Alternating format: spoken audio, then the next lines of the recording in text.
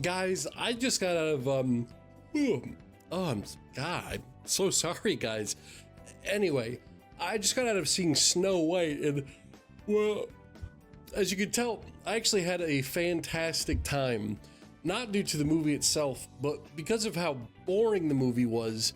I actually finally got an opportunity to sleep for about 2 hours. Guys, how is Snow White, the new hit Disney movie that Disney is shunning away from early eyes?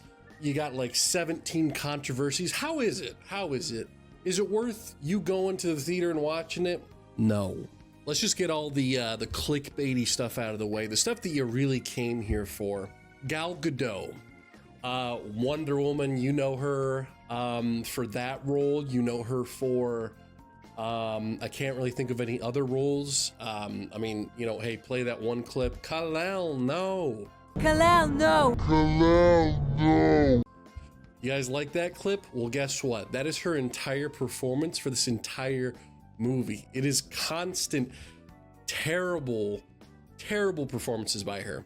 I am genuinely convinced. I don't know who the director for this movie was.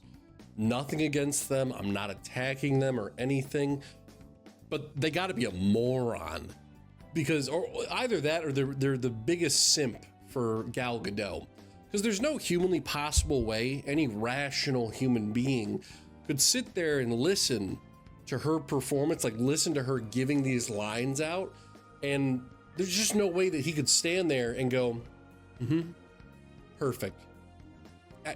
No, second take? No. Second. Gal, they said second take.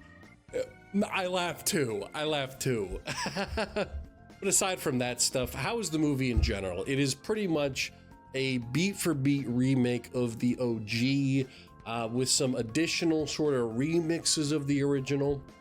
I'll be honest, it's been quite some time since I've seen the original, probably about 20 years to be frank. But as I'm watching it, I mean, I can definitely pick out the very obvious ones, the obvious scenes where it's like, okay, that's, yeah, I'm watching the original, but live action pretty much. But there are some big changes, and we'll go over the ones that I caught pretty much. First thing you'll notice is that there are a bunch of new songs. I don't think this was a Lin-Manuel Miranda sort of thing. And you can kind of tell. Not that he's been on a great track record as of the last movie. I thought Moana 2's soundtrack was incredibly forgettable. But I would say out of the, God, there's got to be like 9 or 10 songs in this movie. Holy cow. But here's the crazy thing.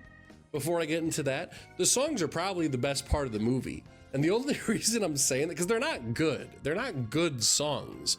The only reason I'm saying that is because those are the only points in the movie where I didn't want to fall asleep, because the visuals and like what was happening, it made my ape brain go, colors. So that was kind of entertaining. The rest of the dialogue is just so boring. But again, going back to the songs themselves, I would say the best ones are the originals. So I guess we just haven't gotten better at writing lyrics. And that goes into the best scene of the whole movie, the hi-ho, the dwarves going into the mine. It's a beautiful scene, super well done. The song has a little bit of a remix to it, not like a trap remix, but you know, they add a little extra spice into it.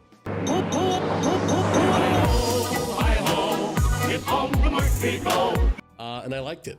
You know, I was tapping my foot to it. That's not to say all the new songs are bad. Like one of the first ones, not the very first one. The very first one with the king and the queen singing to Snow White. That is actual YouTube, like early 2000s YouTuber horse shit, bro. That was terrible.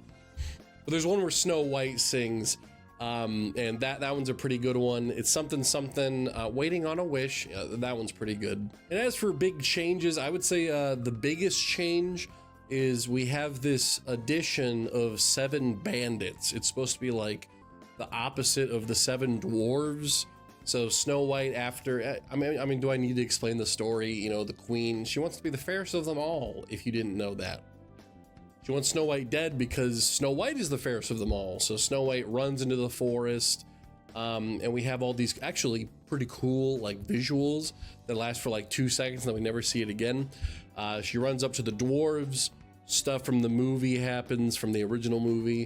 And then we have this whole side plot where basic white guy number 7, Jonathan, comes out and he's like, let's just say I'm a bandit who likes to steal things. And he has a really bad song about that. And then, you know, movie stuff happens, and, you know, the queen shows up as the old lady, gives her the apple. And of course, you know, Snow White falls asleep, similar to how I fell asleep several times. Now, here's actually a twist that I actually did like. Now, I could be completely wrong on this. I cannot be bothered to check. However, I believe in the original one, how she's awoken from the kiss or the sleep or whatever, there's just kind of a prince. He's just kind of like riding around the forest. He's just kind of chilling. He sees this like sleeping chick and he's like, damn, I'm gonna slap my lips on that. Huh? She can't do anything about it, can she? And then that happens. In this one, basic white boy number 17, Jonathan, comes back, and we see that they had a little bit of chemistry. So it actually makes sense that he goes in for a kiss, because he comes up to her sleeping body and he's like, oh, that's it. We had like a thing 5 seconds ago. It ain't happening anymore. So that sucks. I'm gonna give her like a kiss goodbye. Oh shit, she woke up. I like that. I like that change, actually. I still don't like the bandit stuff. I think that's incredibly pointless. Here's another thing about the bandits. There's 7 of them, right? How many do you think talk? 2. 2 of the 7 bandits talk. And I would say about 4 of the 7 bandits are actually dressed like bandits.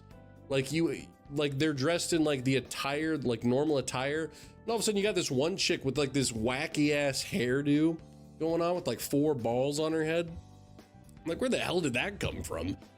Anyway, Snow White's brought back to life. And then, the queen smashes the mirror. She's pretty pissed off and she dies. Guys, this is an incredibly boring movie. The music is incredibly subpar. The originals are the best part.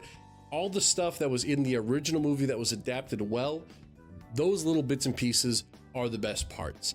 I don't really care about Snow White in general, but I thought overall, it's not a bad movie, to be completely honest. It was just boring. It's incredibly mid. Am I going to forget about it in a week?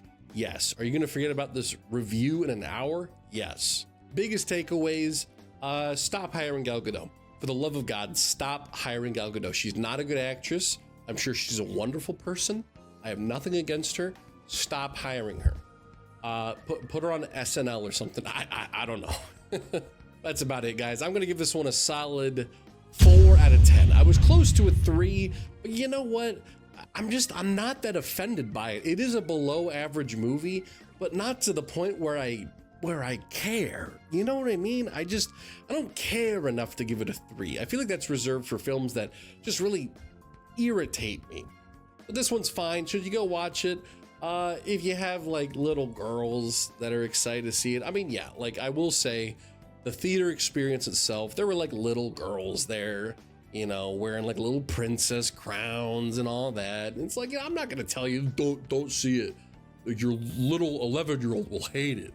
Obviously they're going to like it. You know what I mean? Like, come on. But unless you are into that very specific category, just don't watch it. You know, who cares? Watch it on Disney Plus if you care enough, I guess. But that's going to be it. Definitely a 4 out of 10. See you guys in the next video. Make sure to like, comment, and subscribe for more every single week. See ya.